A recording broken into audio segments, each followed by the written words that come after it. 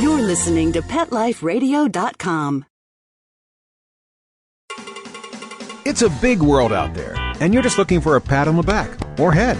You run around the city, searching for a place to bark, working your tail off with your nose to the ground, sniffing for a few scraps, hoping someone will throw you a bone. You take each lead, collar after collar, hoping one day to take a bite out of success and become the top dog. Fortunately, you come home each day to open arms, open cans, a drink waiting for you, and a comfortable place in front of the TV set. You know you've got it good, really good, because after all, it's a doggy dog world out there. Pet Life Radio presents It's a Doggy Dog World with your host, pet expert, and award-winning author Liz Palaika, and this week's co-hosts Kate Abbott and Petra Burke. Welcome to It's a Doggy Dog World. I'm your host, Liz Palaika, with my good friends Petra Burke. Hello. And Kate Abbott. Howdy. Today's show isn't going to be quite as upbeat and cheerful as we try to make most of our shows. We're going to talk about dog bites today, and that's a tough one. One of our assistant trainers this past weekend got bit by a dog. It wasn't serious, although it potentially could have been because she got bit in her hand, and hands are actually quite fragile. She's going to be fine. It was painful for a little while, but I think it probably hurt her ego a little bit more than it did her hand. Yeah. But heck, dog trainers get bit. But as we got talking about it, we realized that dog bites are a huge problem. And we've talked about this in podcasts before in relationship to puppies and in puppy training. But I think we need to address dog bites in general. So that's going to be our show today. So hang on, listen to a word from our sponsor, and we'll be right back.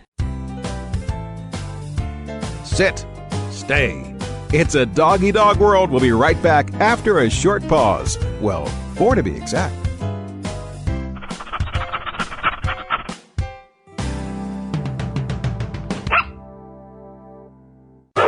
It's time for school for you and your friends, your furry best friends. Train your dog the fun and easy way with Teacher's Pet Sessions. Teacher's Pet host Pia Silvani teaches you step-by-step how to train your dog the fun and easy way. You get 8 30-minute live audio training sessions, complete transcripts of each session, plus a basic training manual to get you and your dog off to a great start. Training begins the moment you bring your dog home. Teacher's Pet Sessions offers positive reinforcement training to shape your dog's behavior and encourages upbeat, enthusiastic responses to ensure that your dog will enjoy learning. Teacher's Pet Sessions dog training is fun at both ends of the leash. So listen, learn, and laugh with your dog with Teacher's Pet Sessions. Get your copy of Teacher's Pet Sessions Volume 1 today. To order, go to teacherspetsessions.com. Hi, this is Pia Silvani, your host. Bring your dog, tug toy, and treats, and get ready to have some fun. teacherspetsessions.com.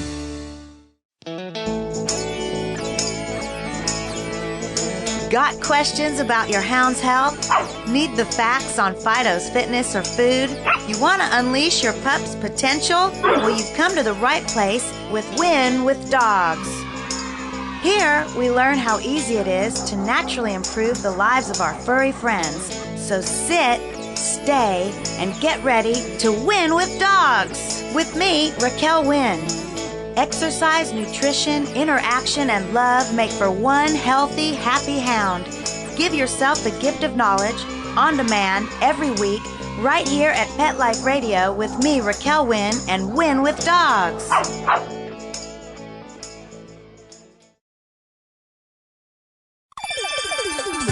Let's talk pets on PetLifeRadio.com.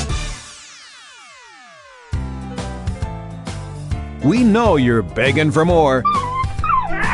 So back to It's a Doggy Dog World with your fetching hosts, Liz Palaika, and this week's co-hosts, Kate Abbott and Petra Burke. Welcome back to It's a Doggy Dog World. We've got a little bit of a serious show here today, and we'll try to have a giggle in here now and then, but we're talking about dog bites. Now, if you want to do some research yourself, I got a lot of my information from 2 different websites, cdc.gov and that's the Centers for Disease Control, so cdc.gov, and dogbitelaw.com. That's dog, D-O-G, bite, B-I-T-E, law, L-A-W.com. Both of those websites have a great deal of information on dog bites. Although I did research in a variety of places, I did some books, many websites, information that I have stored away as I've come across it through the years. But let's talk about first how many dogs bite people in any given period of time.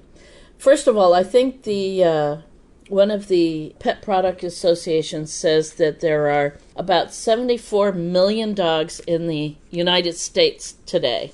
I don't believe we know how many there are worldwide, but in the United States, about 74 million dogs. The Centers for Disease Control believes that more than 4.7 million people a year are bitten by dogs. And they say more than because many dog bites go unreported. That's 4.7 million people a year bitten by man and woman's best friend that we know about. The actual number could be horribly higher than that. They're even saying like 1 out of every 6 are serious enough to require medical attention. That's a lot. That's a lot of people. And about 400,000 require enough medical attention that they have to go to an emergency room. And I believe the figure... I think more than 50% represent children. Yes. And out of that, majority of the bites are in the face. And then sure, most kids' of that, faces right down there near a dog's. And unfortunately, most of those bites are the family dog or a friend's dog. Right. And anywhere between 16 and 24 people each year are killed by dogs. So that's pretty sad. Mm-hmm. That's pretty sad. When we're talking about dogs biting people, if you look at relationship of injuries to other sports, the sport that requires the greatest number of emergency room visits is baseball or softball, with about 400,000 emergency room visits. Number 2 is dog bites. That's so sad. Yeah. That's just really so sad that number 2 are dog bites. And that's about 333,000 require emergency room visits. Playground equipment injuries, 260,000. All-terrain vehicles, mopeds, and so forth, 125,000. Volleyball, 97,000. Inline skating, 75,000. Horseback riding, 71,000.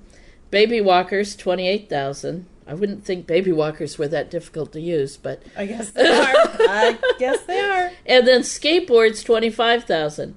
But the fact that of all of those primary causes of sport injuries, dog bites are number 2. That's just horrible. It's absolutely horrible. In the www.dogbitelaw.com the information actually was very good. One of them here is actually pretty interesting, that the chances that a victim of a fatal dog attack will be a burglar are 1 in 177. Now, interesting that one of my dogs did that. Yeah, I know. Yep, that was the 1 out of the 177. And plus cornered him under the bougainvillea, which for you people who don't live in a tropical area, they have 1-inch thorns, like every half inch on their stem. I'm thinking that hurt more than a dog bite would. I'm sure. Mm-hmm. I'm sure. Yep. But then the odds that it will be a child are 7 out of 10. So a burglar, 1 out of 177, but a child, 7 out of 10. Wow. Yeah. Mm-hmm. In addition, some other facts that we came up with. People were most likely to be bitten in their own homes by known dogs. And as the number of dogs rose above 1 in the household, the bite occurrence also increased.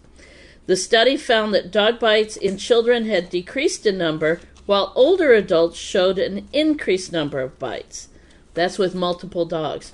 So perhaps when there's multiple dogs in the household, people are taking more care with the kids. Or maybe when there's kids still in the family only has 1 dog. Yeah, that could it's kind of hard to tell with studies like this that aren't providing all the information. However, the study also showed that with older people, the increase in older victims may be linked to the popularity of smaller dogs, which actually are often more likely to bite. Well, that's true. We always say that. Yeah. I think we're more worried about the little the toy poodles and small breed dogs than we would in any of the large breeds. Well, in all the years I've been training, I've never been bitten by a Rottweiler, and I've never been bitten by a pit bull. No, neither have I. But I've been bitten by a lot of little ones. Little ankle nippers. Yeah. Now, a few other things from the Centers for Disease Control as far as numbers and statistics. It said among children, the rate of dog bite-related injuries is highest for those ages 5 to 9. Well, that's when kids are pretty rowdy, and they don't always know all the rules yet. They don't always understand the need for the rules. And children are more likely than adults to receive medical attention for dog bites. A lot of adults probably just wash it off, and that's that. However, babies are often the victims of dog bites. The CDC statistics for fatalities. So the age group with the highest number of fatalities were children under the age of 1 year. Babies. They accounted for 19% of the deaths due to dog attacks from 1965 to 2001. And of that percentage, 72% of those were less than 90 days old. So they were newborns who cried a lot and had a high-pitched voice that potentially could sound like a prey animal, or the dog was upset at the disruption of the household. The dog might have been kicked out of his normal area in the house because of the baby. Perhaps he wasn't being allowed on mom's lap because the baby was there. The time and the biggest changes in the dog's life is when the child is first brought home. Sure. And is squalling and squealing and carrying on, and everybody's giving it attention. Yeah.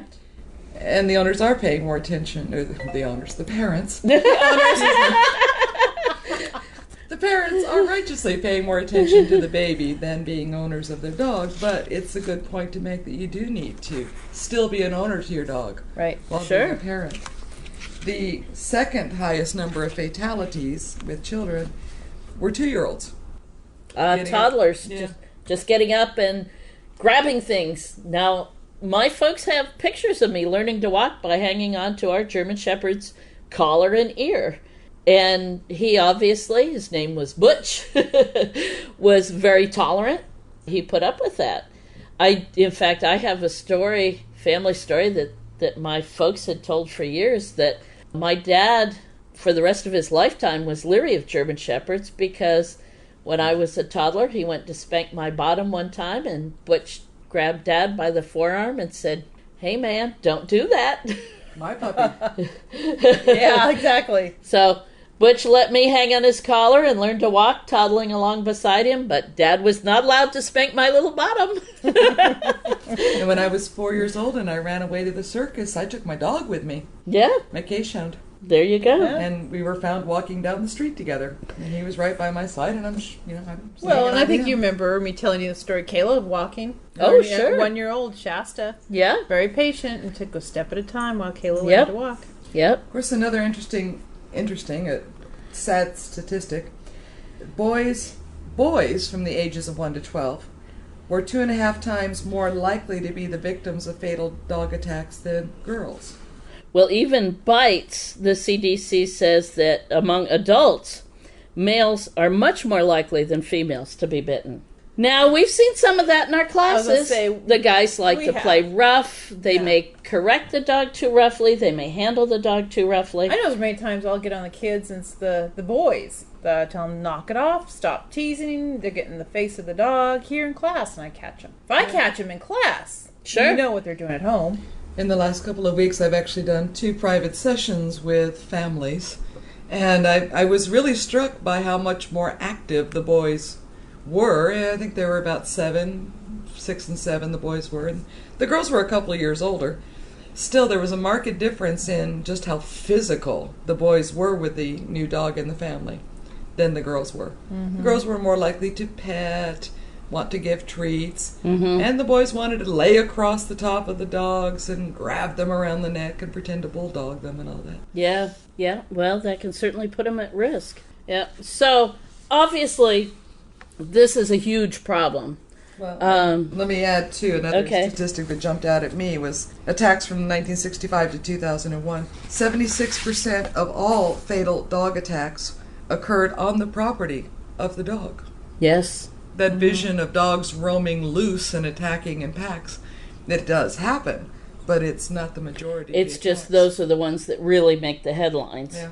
We know a therapy dog in our group that was out for a walk with the family's other dog and the owner, and they were attacked by a marauding 4-pack of dogs who killed the therapy dog and bit both the other dog and the dad. So dogs running loose can definitely be a huge problem.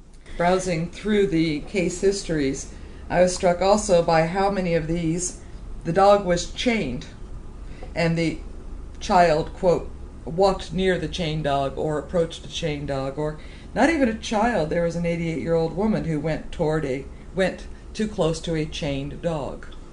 Well, we've said for years in our classes that if the dog needs to be confined other than a crate, the dog run is the best bet, preferably with solid sides to the outside world and not chained, because a dog who's chained is vulnerable. Well, and then I think you read statistic.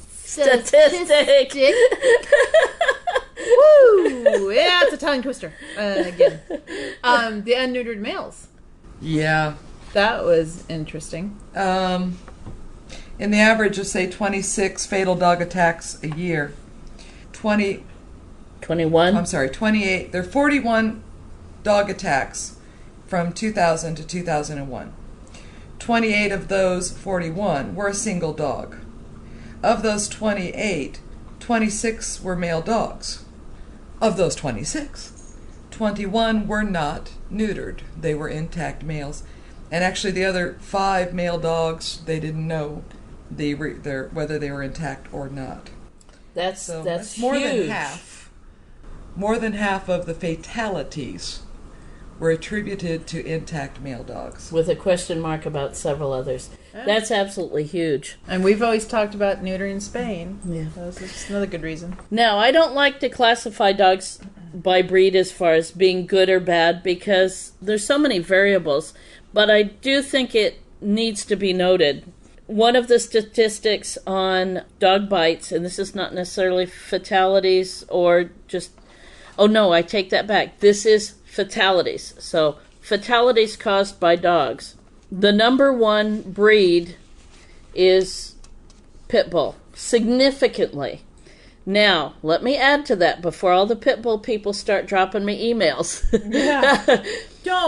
Don't. We love pitties. We have pitties in our classes. We think pitties are awesome. I think we're one of the rare trainers in San Diego County that accepts them. The problem with this... We have 2 Pit Bull rescue groups that they are sure to bring their dogs through to us for training. Yes. Right. And many of them go on to be therapy dogs. Sure. Yes. Okay. So, don't send us nasty emails. We're going by statistics here. The problem with statistics going by breed is a pit bull is often any dog with short hair and a broad head. Yeah. Oh yeah, I mean we've had students come in and they adopted a dog that was a pit bull, and we're looking at it going, no, maybe somewhere great grandparent, but no, yeah. So, but somebody classified as that dog a pit bull. Right. So there you go. Pitties are listed as the number one breed, but we'll take that with a grain of salt. It could, I would say, it means pit bulls, Amstaffs, probably some bull terriers, and any other short-haired breed. Boxers, yeah. Boxers with a tail, because that's a short coat. Yeah. Oh, it's a pit. Any short-haired dog with a broad head. Yeah. Second, well, Rotties are pretty distinct, but I would say this would probably be Rotties and other black and tan dogs with Rottie ancestry. Those were number 2. German Shepherds were number 3. Huskies, again with quotation marks, it doesn't say Siberian Husky, so I'm sure this could include sled dogs of mixed heritage. Or anything that looks... Anything that looks... Well, Alaskan Malamute was next. Doberman Pinscher was was number 6, and that actually surprised me a little bit because most of the Dobies we see are pretty soft. Yeah. But they're on the list next. Then Chow Chows, Great Danes, St. Bernards, and Akitas. Now, as far as... A lot of people are going, St. Bernards? But they're supposed to save people. Yeah. They got a lot of weight behind them, so if they do bite... They bite good. Well, and if they're not socialized well, we've seen some that are pretty scary. We've questioned a couple come through class recently. Now mixes, wolf hybrids are number one. Yeah. Now I have to put a warning attached to that. Here anyway, where we are in Southern California, the vast majority of dogs we see that are supposed to be wolf hybrids are probably husky mixes, Malamute mixes, shepherd mixes. There are a few wolf hybrids, but not nearly as many as people think they have. Yeah. So again, that's with a grain of salt. Then German shepherd mixes, pit bull mixes, husky mixes, Malamute mixes, Rottie mixes, and Chow Chow mixes. So a lot of the same breeds. Now, these are dog bite fatalities. So these are not breeds by bites. Bites themselves, there's also lots of little dogs. Well, yeah. And that's what we say is that's our biggest ones we watch for is the little dogs. We're more likely to get bit by a little one. It's more likely to be a serious bite by a big dog. Mm-hmm. Sure. I mean, if a pit bull decides to bite you, if a real pitty decides to bite you, he's going to hurt you. He's got the capability. He's got the capability. He's got the jaw power. He's got the muscles. He's got the weight behind it. But like I say, in more than 25 years teaching dog classes, knock on wood, I've never been bit by a pitty. All right, so now that we've talked about breeds, let's also say on any given day, in any given situation, any dog can bite.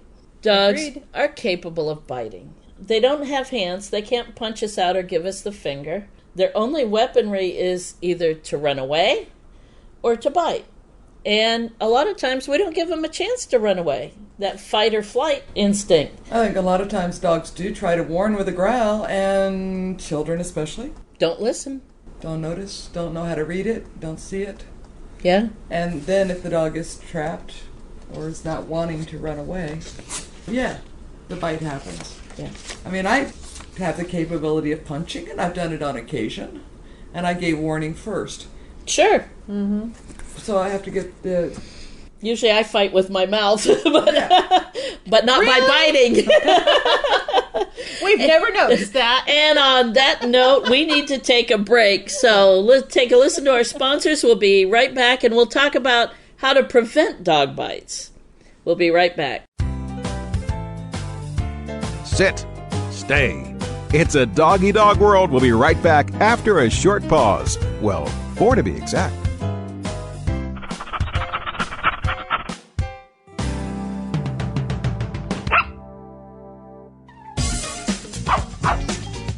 Give your dog some thought with Dog Thoughts. It's the iPhone application that everyone's talking about. Hey, what do you think of this? A man in Davis, California says he's invented an application for the iPhone that claims it can read your dog's mind. Huh? No, it's true.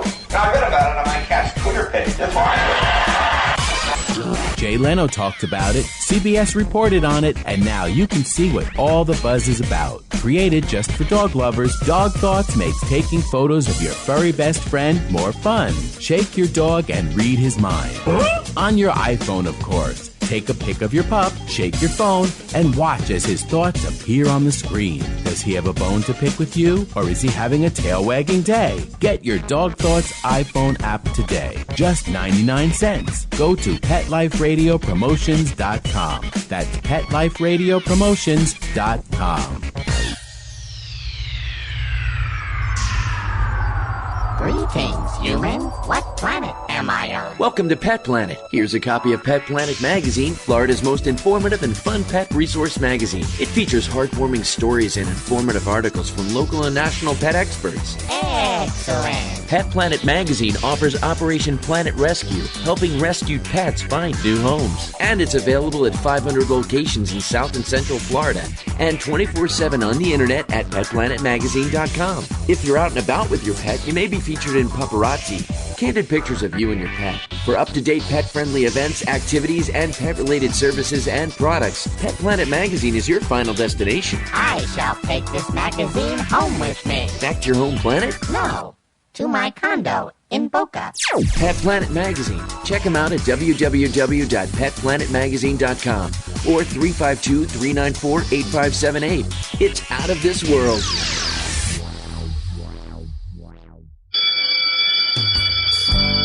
School's in session on Pet Life Radio with Teacher's Pet. Learn how to communicate with your pet, train your pet, and see the world from your pet's point of view. You may even learn a few tricks yourself. Teacher's Pet, only on PetLifeRadio.com. Let's talk pets Let's talk pets on Pet Life Radio. Pet Life Radio. PetLifeRadio.com. We know you're begging for more. So back to It's a Doggy Dog World with your fetching hosts, Liz Palika, and this week's co-hosts, Kate Abbott and Petra Burke. Welcome back to It's a Doggy Dog World. A little bit of a serious show today. In the first half of the show, we talked about dog bites, dog fatalities, some of the numbers, some of the breeds, some of the statistics involved with it. This is sad. You know, dogs are supposed to be man and woman's best friend. But unfortunately, I think a lot of times the bites are our fault. Either we're not reading the dog's body language, as Kate says, we're not supervising our kids, we're not neutering our male dogs, we're not training our dogs. But let's take a look at some of the things that are suggested for dog bite prevention. And again, the Centers for Disease Control does have a list for children and adults. Basically, number one, don't approach an unfamiliar dog. So if you and your kids are out for a walk and your neighbor's walking his dog, don't let your kids run up to it. I know Kate had a problem with that with Walter on a therapy dog visit. Oh, yeah. We were at a nursing home visiting the residents. And Walter's great with the older folks and anybody in a wheelchair. And he is getting better about children. So when I'd say she was about 6-year-old, approached and wanted to pet Walter the first time, she asked nicely. He looked like he was okay with it. I kept a hand on him and said, sure. She came over. But about the 6th or 7th time, she started, and this was within an hour, she started being a kid and thinking, oh, now it's okay now. But by that time, he was my boy was getting tired and cranky. And when she approached on the 8th time and tried to grab his ears and look him directly in the eyes and barked at him. Oops. Oh, no. Yeah. I just said that's enough, and I had to stop her from coming back to visit again at all.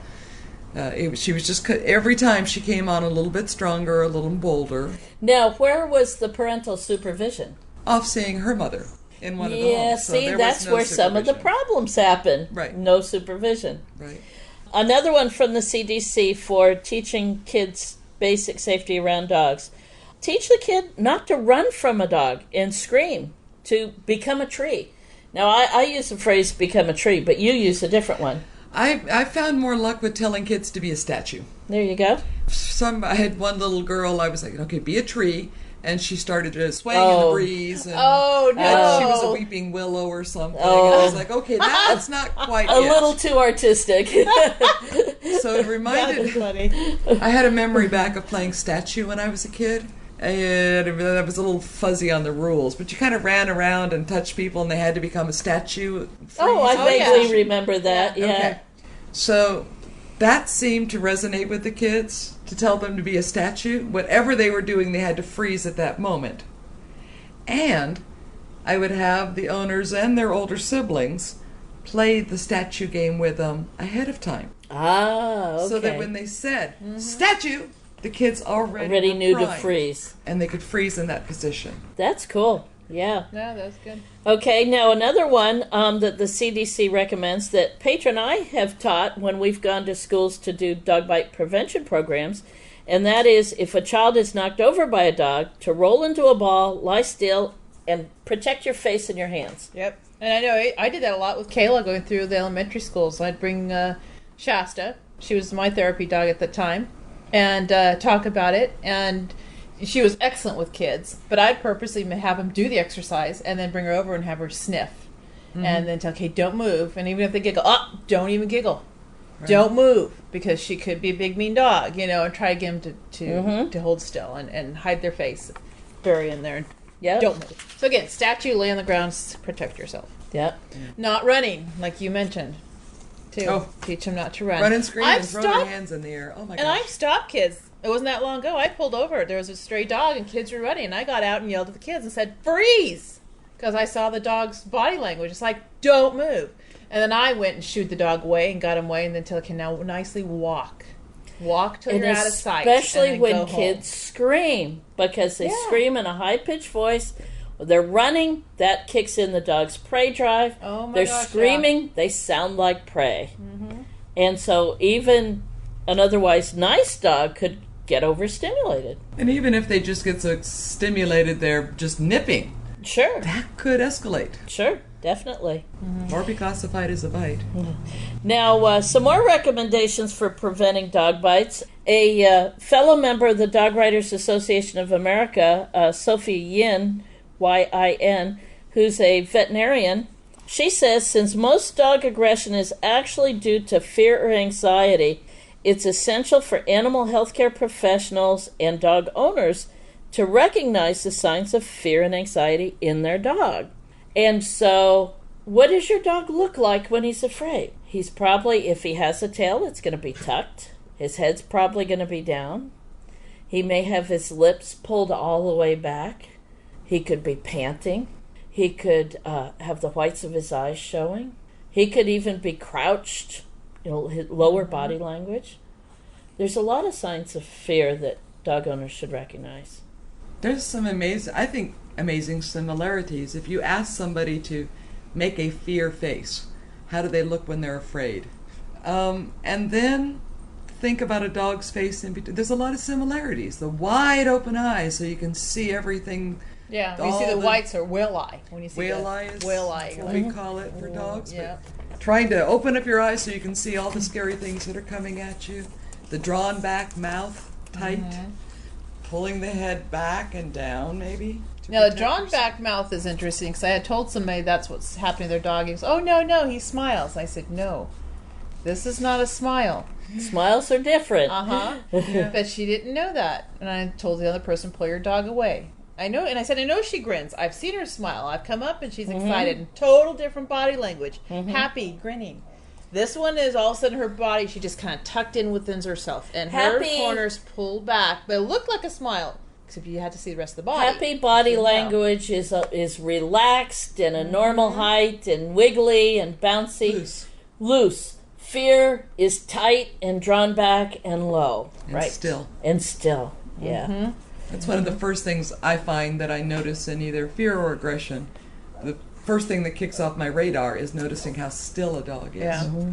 Now, the biggest one, people always like to approach dogs, is make a first good impression when approaching. So I hate the ones that come bulldozing forward and could be almost like a challenging thing. I've seen people do that. Or the ones go, "Oh, hi, dog," and just swing their hands up. We know Gina doesn't like that. Swing the hand up, we immediately want to go pet. But we always... taking great liberties with the dog when they shouldn't. I mean, I don't run up to every person I meet and kiss them on the lips and ruffle their hair. And, Thank God. Yeah. Well, like a dog class. Well, heck, we might be more popular if you... Sorry. I get decked a lot, too. I mean, but, that's what we do. We do it instinctively. That's when we also tell our helpers what dogs not to approach. When we're talking to them or taking roll or whatever, and we walk up to the dog, we can read their body language right away. We're not walking up with our hands out yet. We just walk up casually, talking. And usually not even greeting the dog, just greeting the owner. Yeah, exactly. And just watching the body language of the dog right away and see what he does. So learn to approach a dog calmly. Now here's another one from Dr. Yin that we ran into in class last night. Avoid hugging or placing your face into the face of a dog, including kissing him. This woman came into class, and I won't go into too many details because I don't want to embarrass her, but first thing she did when she came into class is she rolled up her sleeve to show us that her puppy had bitten her during the week. Good bite, too. Yeah, some sharp little puppy teeth. And then after we had talked with her for quite a while, And we'd gone out with the group to work the dog. She asked her dog to sit. What does she do? She gets down on her knees, puts her face in his face, and kisses him on the face. And his body language was incredibly still. He did not like it. And so I had to go explain to her that, one, he's already bitten her more than once. Mm-hmm. So good chance she does that again, he's going to bite her face. And the second thing is this is not a form of greeting that dogs do. They don't grab each other's head. Right. Now, a puppy will go up to an adult dog and lick the underside of his muzzle. She does not want her puppy to think she's a puppy as being, right. This is just wrong. So I had to go explain it to her. Actually, oftentimes I have to tell people, I tell you to praise and reward your dog. Yes. And I'll look down and they're bopping him on the head or something, and the dog is not enjoying it. Right. Yeah. So it's only a reward to the dog if they're enjoying what you're doing. Yeah, exactly. So read your dog. If he doesn't like to be bopped on the head, don't bop him. Yeah, don't bop him as a praise for doing what you've asked him to do. Sure. It seems very obvious, but I think a lot of people don't step back or have somebody else to see them or can't read their dog's body language up close. Right. Now, another interesting point that Dr. Yin makes, we're responsible for our dog's care. We have to be able to clean ears when they're dirty or infected or need medication. We need to be able to trim toenails. This last Sunday, I shaved our old dog from behind his ears to the tip of his little stubby tail. And then I gave all 3 dogs baths. And in the process, I did toenails. I trimmed the hair between their pads, cleaned ears, checked them all over. And my dogs are fine with it. They're used to it. Mm-hmm. I think dogs need to learn this early. Oh, definitely. And owners need to learn how to do it so that they're not causing a fear reaction in their dogs. And don't wait until their dog has an ear infection to start handling them. Yeah. Wait till there's a problem with pain that's going to have the dog associate you handling them with pain. Right. Get them used to it early and make it relaxing. How many times do we have somebody call us on the training line and say, my dog has an ear infection and I can't touch his ears?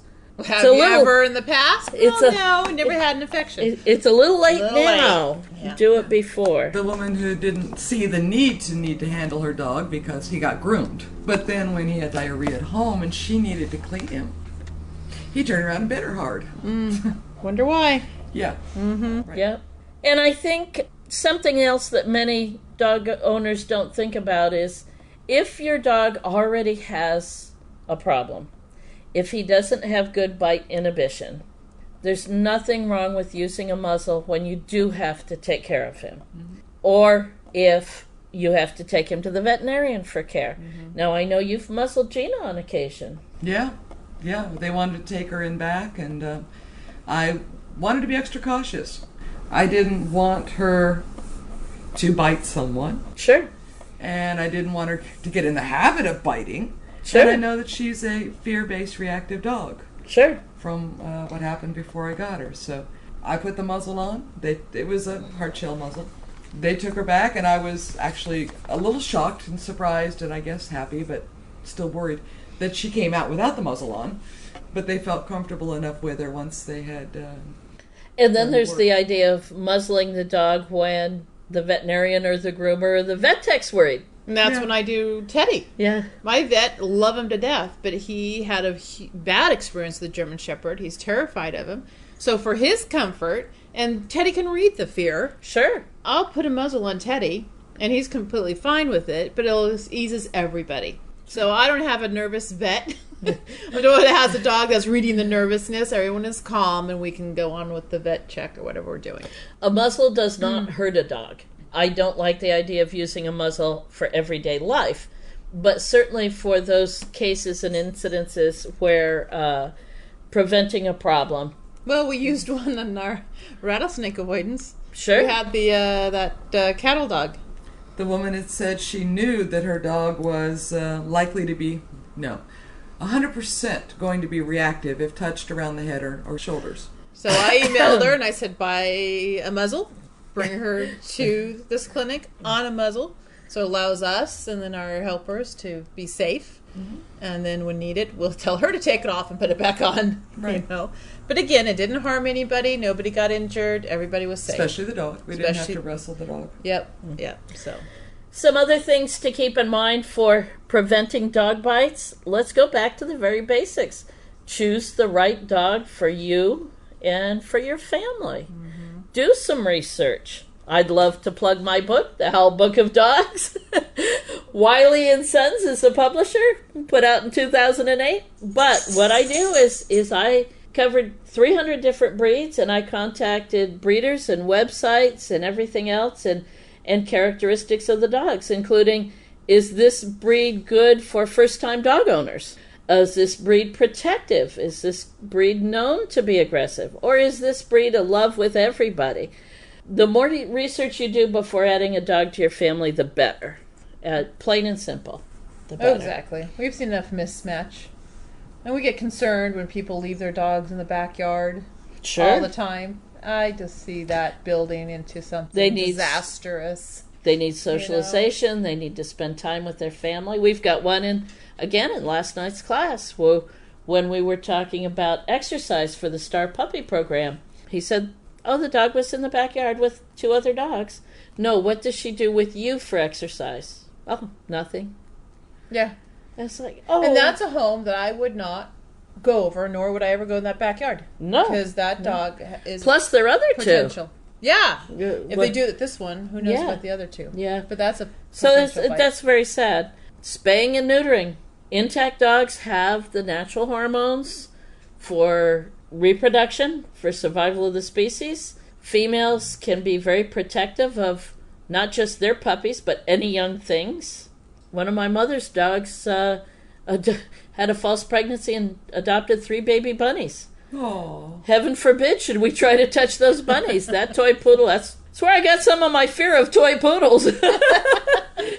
But intact female dogs can be very protective.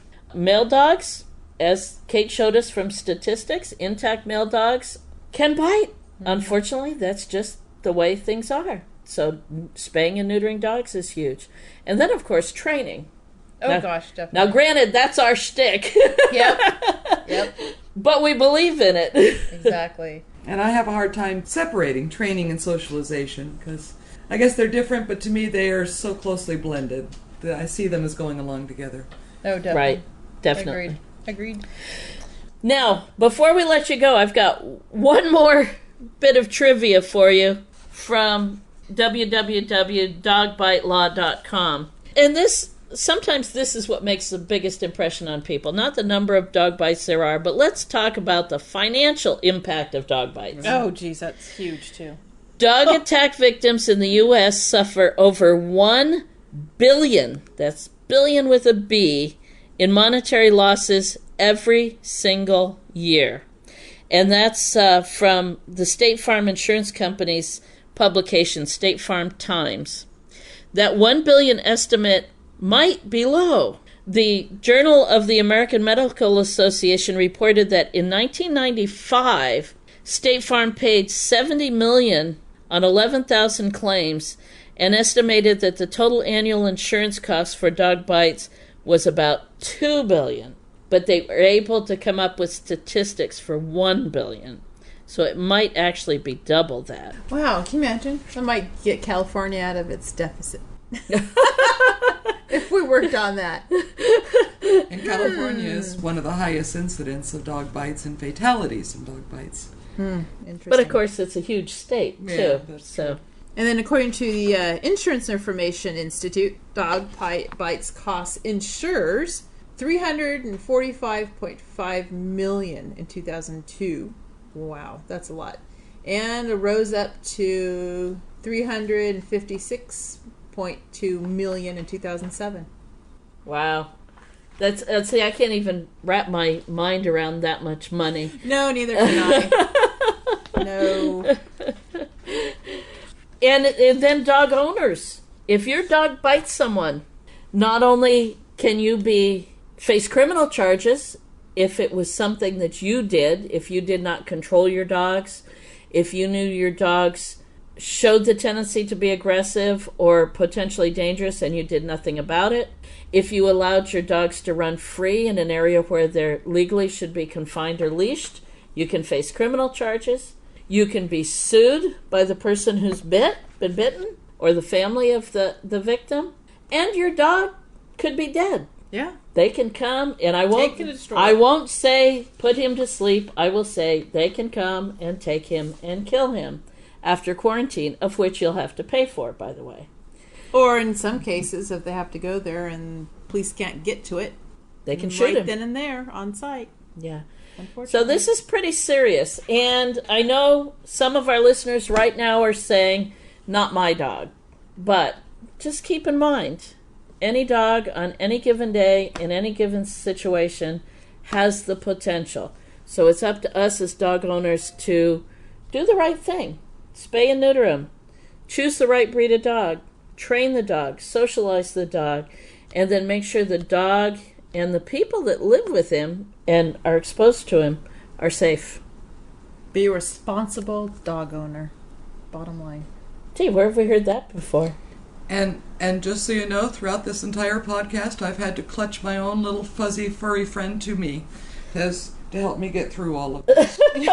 Actually, Walter is sleeping on your lap. Walter is sound asleep on her lap, on his back, with his feet in the air, and alternately, Petra and I have been reaching over and tickling the inside of his thigh. He's been our therapy dog while we talked about what is needs to be talked about, but it's not a very happy subject. No, this is not a happy subject at all, and certainly not our normal upbeat, happy podcast. But if we can make a little change, it's something. If we can save a few dogs' lives and save a few people from getting bitten, then we've made a difference. Yes. Yep. So, take a deep breath. Our next podcast will be a little bit more upbeat. So, I hope if you haven't had a few laughs with us today, I hope perhaps you've learned something. And hopefully we can make life better for you and your dog. We'll see you next time. Bye-bye. Take care. Bye-bye. Having a rough day? Longing for the dog days of summer? Think your fun furry friend lives a dog's life? Well, find out everything you're begging to know as Pet Life Radio presents It's a Doggy Dog World with pet expert and award-winning author Liz Palaika. Every dog has his day, and you'll find out how to make your dog's day fun and rewarding. Every week, on demand, only on PetLifeRadio.com.